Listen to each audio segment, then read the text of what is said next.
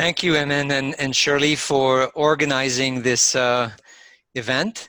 I'm going to mute everybody because we are recording this for the benefit of other people that might join the workshop.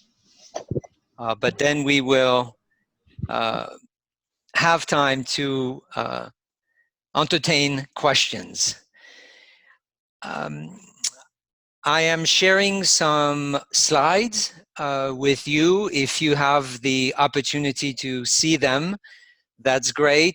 If not, I will share with Shirley the PDF of those slides. So some of what I'm talking about may make a little more sense. But I'm assuming at least you can see me.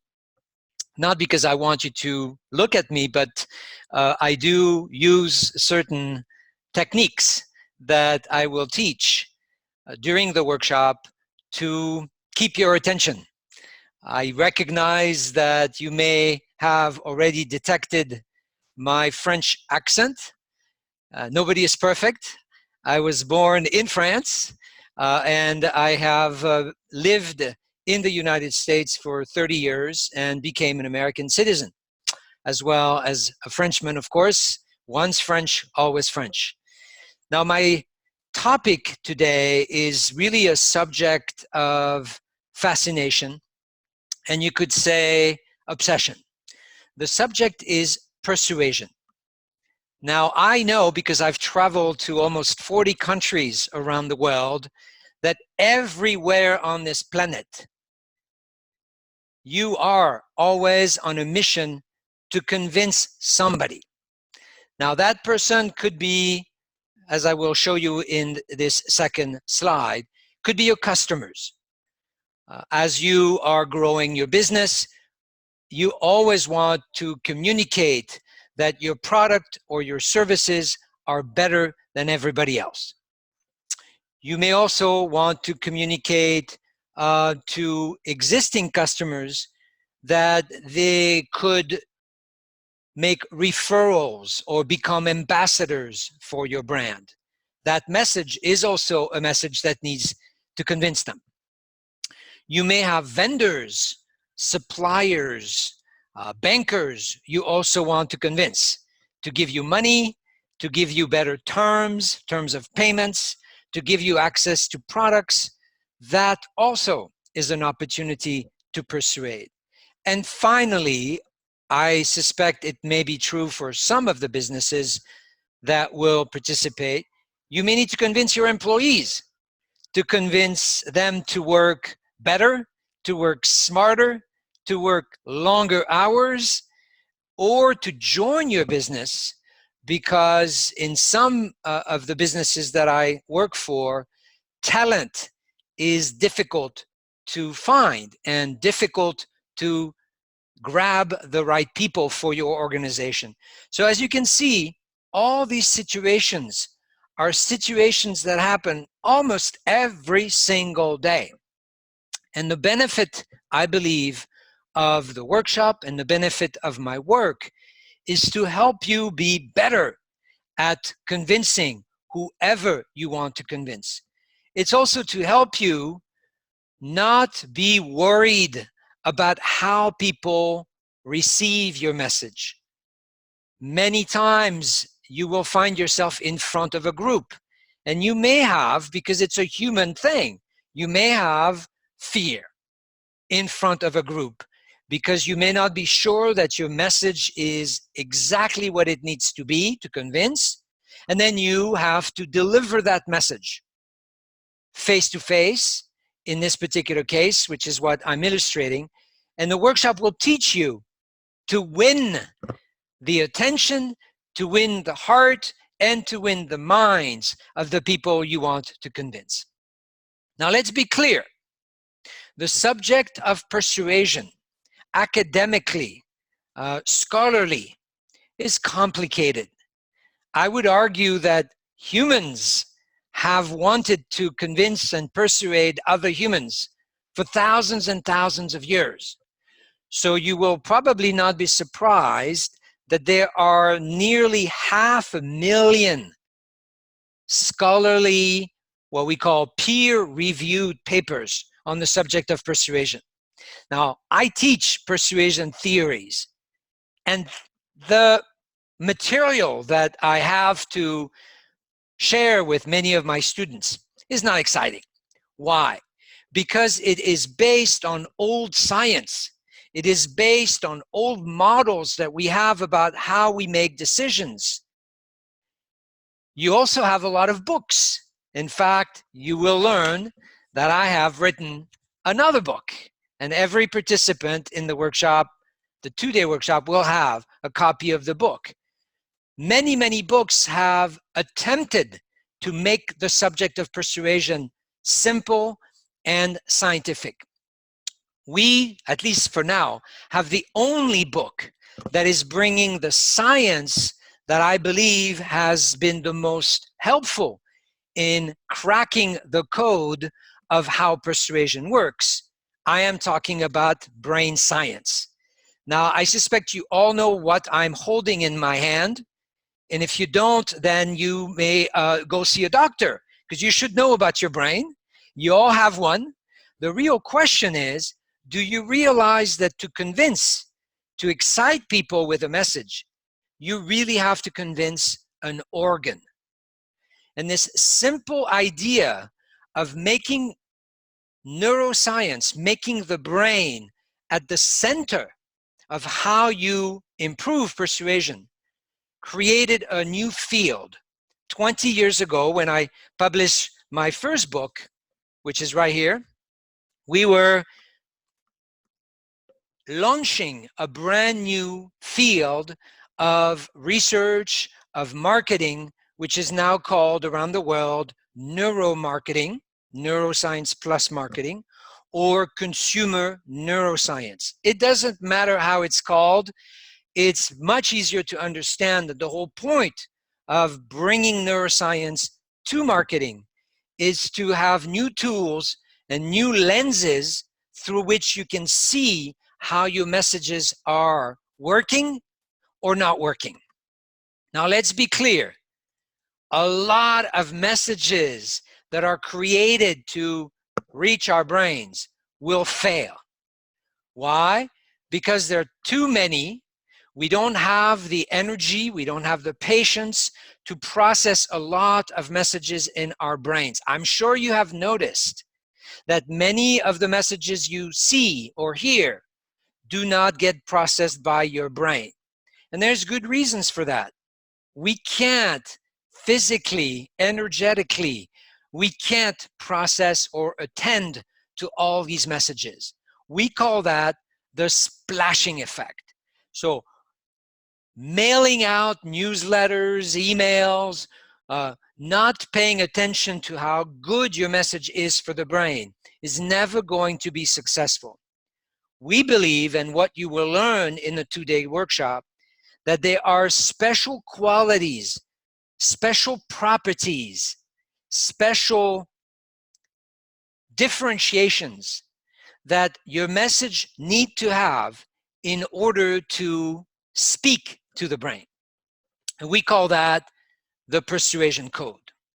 So in the workshop, you will learn the content that we have in our new book, but you will learn it in a way that is, of course, much more interactive than reading. Let's face it, as much as I want people to read my book, as humans, we don't really need or like to read books because it's very taxing on our brain energy. But if you are part of a workshop, this becomes an experience. It's visual, it's emotional, it's interactive. Therefore, the learning you can have about my content is much more effective and, frankly, much more fun. So what are we going to learn together? And I say together because for me, a workshop is a learning journey. And since we are traveling together to learn and apply a model that will improve all your messages, not just your website, your flyers, your face-to-face presentation, but anything you want to articulate in order to convince or shift people's ideas or opinions. So because it's a journey, you will need a map. And the good news is we created a map. In fact, that map is printed in our book, and it is really a way to navigate with less effort where we are going. Where we're going is to learn all the tools and processes that will make you better persuaders. So the workshop is organized in blocks of learning. We will start by learning a persuasion theory, which takes only a few minutes to understand. So you will be very happy to know that, yes, you can have a persuasion approach that is scientific. And why would you want that? Well, to reduce risk, to stop wasting time, to stop wasting money, and to beat your competition. And I suspect in Hong Kong, as much as it is true in the United States, you want to beat your competition. So you will learn a theory, that's the number one. You will learn the science of how persuasion affects our brain. We've identified 6 properties, 6 qualities your message needs to have in order to work better on a very specific part of the brain called the primal brain. Underneath what's called the cortex, we call it the rational brain, you have older regions of the brain that are responsible for our emotional response and our instinctual response in front of situations that mostly affect our survival. Now, this may surprise you.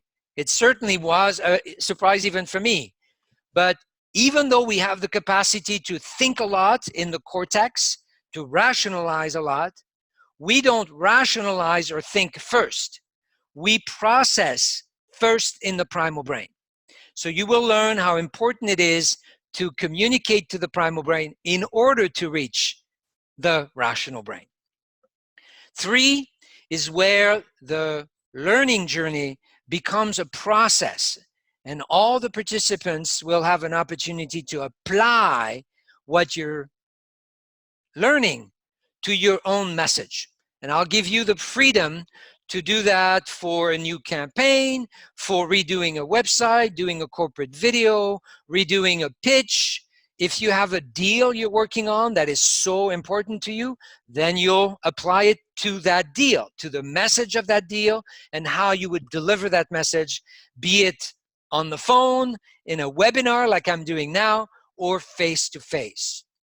Number 4 is what we will be doing day 2. So day 1 is all about 1, 2, and 3, the theory, the science, and the process.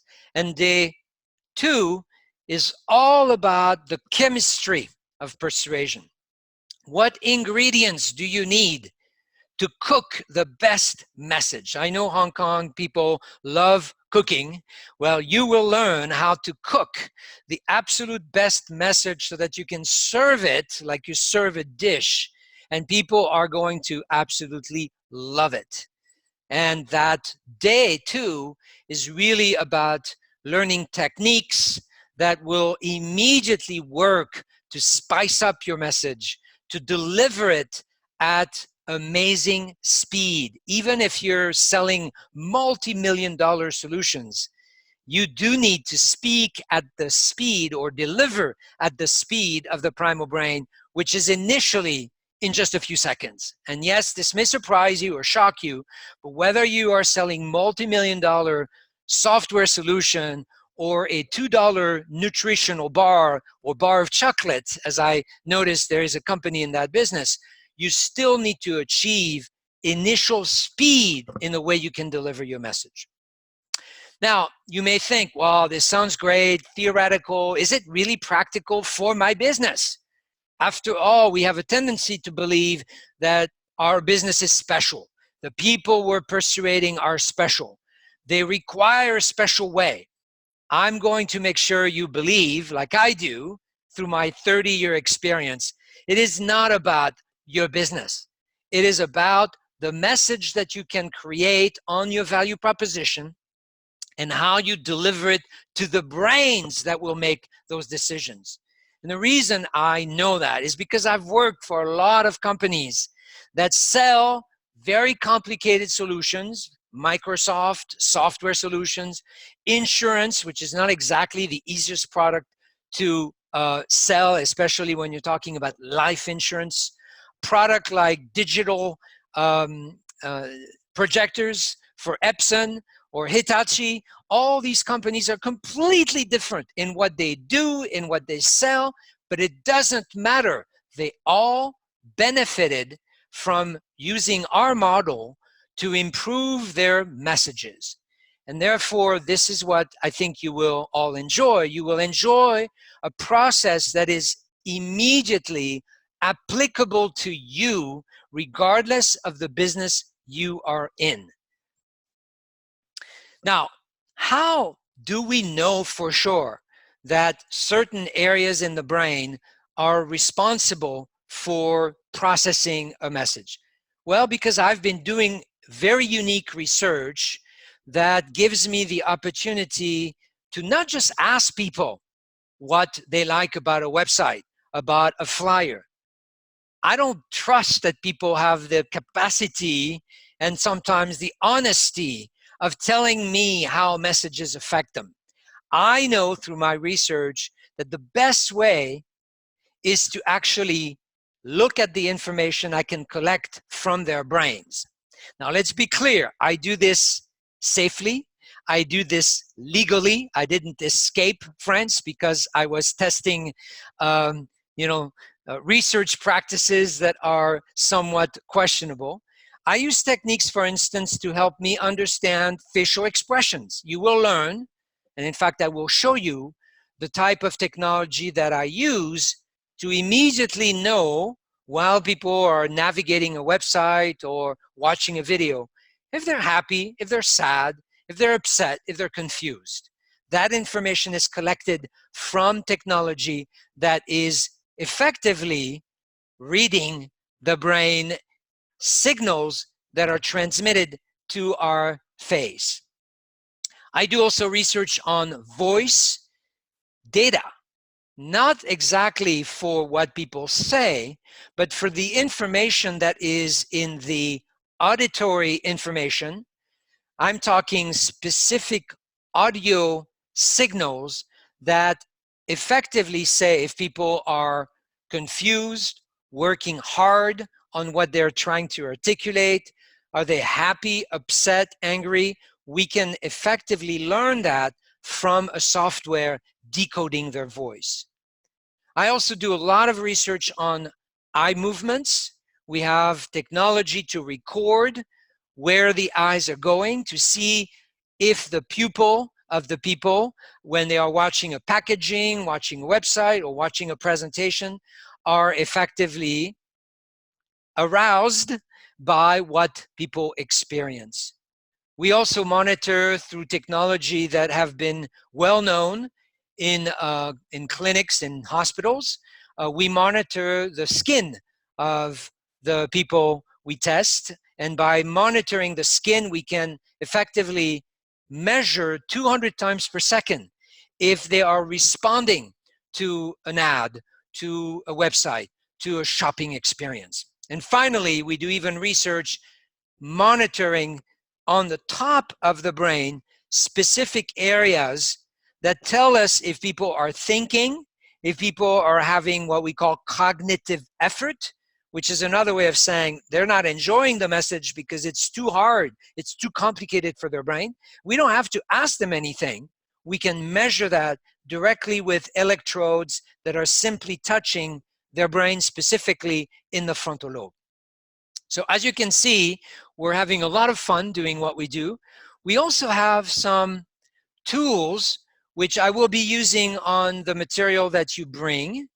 And those tools can predict the effect that some of your ads can have on people's brain. For instance, I picked up the homepage of one of the attendees or participant, which is a beautiful website on chocolate. And we can, through the technology that we have, we can scan this particular image and predict how much visual attention it will receive anywhere on this planet. Now, this may either shock you or confuse you, but yes, because we know where the visual system is in the brain, in the back of the brain, and we know that we have neurons that process color, we have neurons that process lines, we have neurons that respond better and faster if there is more contrast. We call that saliency of the image. And therefore, we can, in fact, without testing this on real human beings, we can predict how well it will receive visual attention. I'll show you, for instance, one heat map. I suspect some of you have seen these kinds of visuals. What is the meaning of the colors on this image? It's simply the prediction of which areas, which pixels. As you know, an image is basically a bunch of pixels, points that form the image in our eyes. Well, some pixels are getting better visual attention in the first 5 seconds than other pixels. In this particular case, we see that everything that's receiving red or orange is receiving the most attention, followed by green. And if there is no color at all, the prediction is that there is basically very little probability that these areas are going to receive attention. This is the negative version of the heat map, and therefore it's a very nice and sometimes very dramatic way of representing which part of your website is getting the most effect on people's eyes. And you're, of course, going to tell me, well, eyes are not everything, and you're absolutely right. And so in the workshop, you will learn that looking at visual effectiveness is important, but we need to also look at the emotional effectiveness, and we also need to look at the cognitive effectiveness. So I'm bringing this as an example because in the workshop, you will learn about these techniques, you will learn about the tools, but most importantly, you will learn what it takes to convince the part of the brain that will either accept or kill every single attempt you're making to persuade. So I hope this was enough at least to give you appetite, interest, intrigue. This is going to be a very exciting event for me. It's the first time that I will deliver a workshop in Hong Kong. I'm especially excited by having the invitation of Ammon and Shirley. They have been wonderful hosts. And so I invite all the questions that you guys have. And if you don't have any, that's okay. And if you're too shy to ask questions on this webinar, just drop me an email. I'm happy to, respond via email as well.